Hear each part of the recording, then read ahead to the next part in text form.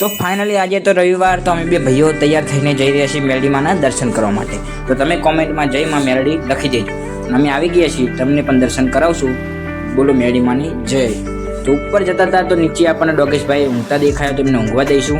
હવે જઈએ છીએ આપણે ઉપર બીજા મંદિરે. તો હું મારા બે ભાઈઓ રવિવારના કારણે ભીડ હતી પણ ઊભા છીએ અને ફાઇનલી ઉપર પહોંચી ગયા હતા. તો બધા ભાવિ ભક્તો આવી ગયા હતા, પણ એક નાનું ભગત હતું એ આવ્યું હતું. તો પછી કરી લીધા આપણે દર્શન મેરડીમાંના, તમે કરી લેજો.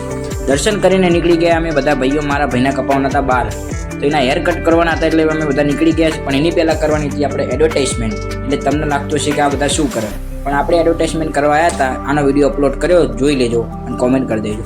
પછી આવી ગયા અમે બધા ભાઈઓ નાસ્તો કરવા માટે. ખાવા પીવાના તો બધા ભાઈઓ શોખીને, બીજું થાય કે ના થાય, ખાવાનું થવું જ જોઈએ. તો નાસ્તો કરી લઈએ અને પછી જઈ આવવાનું હતું આપણે સેલમાં, જ્યાં આપણા ગાયત્રી મંદિરમાં લાગેલો હતો. તો આવી ગયા અમે ત્રણેય ભાઈઓ સેલમાં, જ્યાં શૂઝનો સેલ લાગેલો. તમે આવ્યા હોય તો કમેન્ટ કરી દેજો, ના આવ્યા હોય તો આવી જજો. અંદર આવ્યા, એકેને કોઈ વસ્તુ લેવાની નથી, એક જોડે પૈસા નહોતા, પણ આંટો મારવા આવ્યા. આ ભાઈ જો બૂટ જોવે જો, કાંઈ લેવાનું નહીં. તોય પછી આવી ગયા અમે બાલ કપાવવા. એક જ ભાઈના બાલ કાપવાના હતા ને ત્રણ આવ્યા. જોઈને બાલ કેવા કાપવા તમને બતાવું. બાલ આવા કાપવા, હા, અને એનો ફોટો જો. અને ચાઈ ના લે આવા અમને, આવા નવા ચીટલા ખા બીજા મારા.